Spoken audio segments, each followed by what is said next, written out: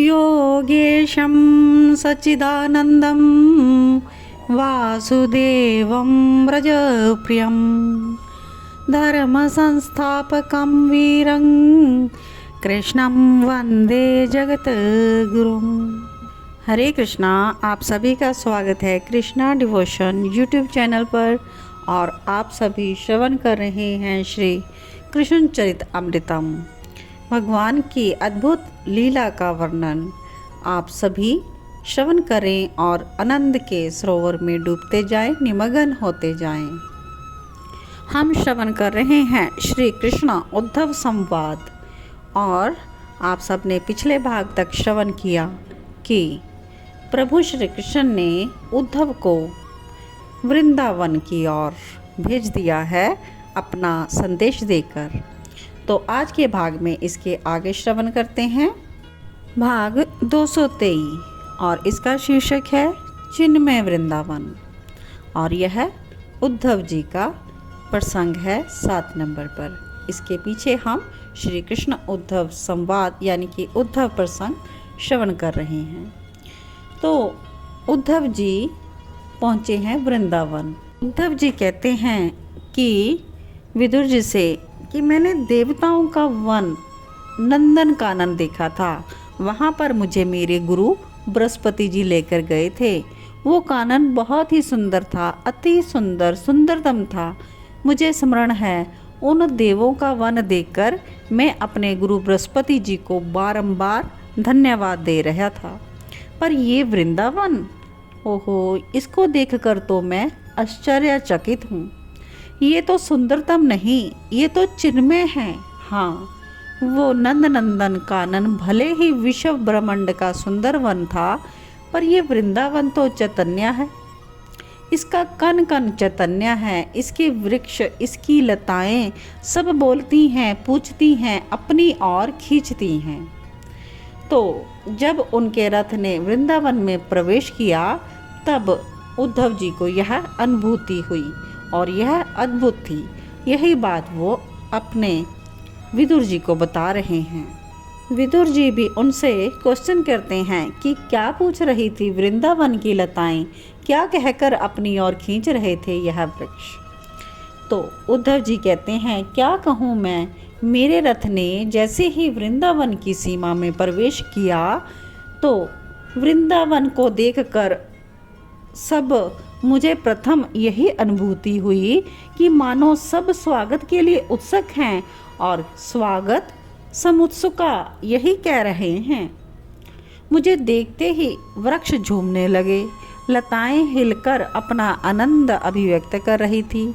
मुझे देखते ही नाना सरोवरों में कमल भी खिल गए, सुरभित हवाएं चल पड़ी, स्वच्छ भूमि, कुछ सूखे पत्ते भी थे पर हवा ने उन्हें क्षण में ही उड़ा दिया और मेरे देखते ही देखते शुष्क और पीले पत्ते गायब हो गए। उनके स्थान पर हरित भूमि मानो बिछ गई। मैं जिधर देख रहा था उधर ही हरित माँ के सिवा और कुछ भी दिखाई नहीं दे रहा था। उद्धव आगे बताते हैं कि मैं धीरे धीरे आगे बढ़ रहा था पर उसी समय मेरे कंधे पर कनकलता झुक गई।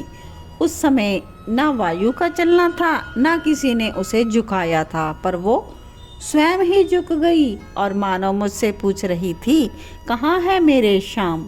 मैं चौंक गया। तभी दूसरे क्षण मेरी पीताम्बरी कदम्ब में उलझ गई और वो कदम्ब भी यही पूछ रहा था, श्याम कहाँ पर हैं।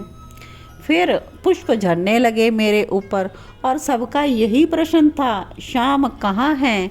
इतना ही नहीं, अब तो पक्षी भी आ गए।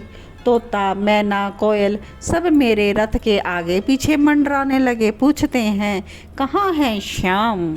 सबका यही प्रश्न था और जब मैंने कोई उत्तर नहीं दिया तो सब ने एक साथ मुझसे पूछा। मेरी बुद्धि कुछ समझ नहीं पा रही थी, उसको कुछ सूझ नहीं रहा था। तब मैंने खड़े होकर वृंदावन से कहा, श्याम नहीं आए। फिर बस पक्षी कहाँ चले गए पता नहीं, तृण सूखे दिखाई देने लगे क्षण में ही, मानो ऐसा लगा कि दावा न लग गई। अभी अभी तो सब कुछ हरा था और अभी जलकर राख हो गया। पुष्प सूख गए, लताएं बस नाम मात्र के लिए हरी थी, पवन में भी शीतलता अब नहीं रही। अब तो ऐसा लग रहा था मानो वृंदावन रो रहा है, उसका अनु अनु श्याम श्याम श्याम कहते हुए विलाप कर रहा था। तो मैंने रथ को रोक लिया, वहीं कुछ समय के लिए मैं भी बैठा रहा।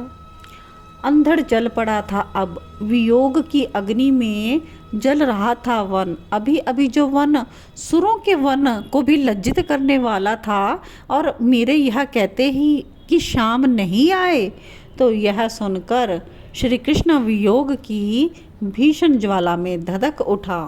अब उद्धव ने लंबी सांस खींची, फिर आह भरते हुए बोले, ये वृंदावन की स्थिति थी। फिर ग्वालों की, गोपियों की, मैया बाबा, श्री राधा रानी की, इनका वर्णन तो असंभव है। मेरा ज्ञान गर्व यहीं से गलित होना शुरू हो गया। मैं तो बहुत देर तक वृंदावन को ही देखता रहा। मथुरा में कैसा है मेरा श्याम, ये प्रश्न इस वन के अधिदेव की थी, अब यानी वृंदा देवी की।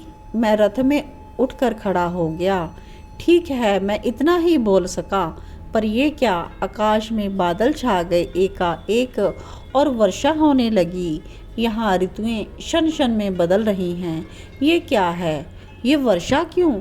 ये वृंदा देवी के आंसू हैं। ये बात किसने कही मुझे नहीं पता चला, पर किसी वृक्ष या लता ने ही ये कहा था। तो सच इस प्रेम की नगरी में बहुत कठिन डगर है। ज्ञान सरल है पर प्रेम बड़ा कठिन है। फिर इस प्रेम नगरी की बात, यहाँ तो बुद्धि हमारी चल ही नहीं सकती। ये वृंदावन है, वृंदावन, मेरो वृंदावन, और क्या कहूँ मैं तात। ये कहते हुए उद्धव और विदुर का ये प्रसंग यहीं पर विश्राम लेता है, और इसके आगे का प्रसंग हम कल के भाग में श्रवण करेंगे। तो आप सभी जुड़े रहें कृष्णा डिवोशन चैनल और श्रवण करें श्री कृष्ण चरित अमृतम।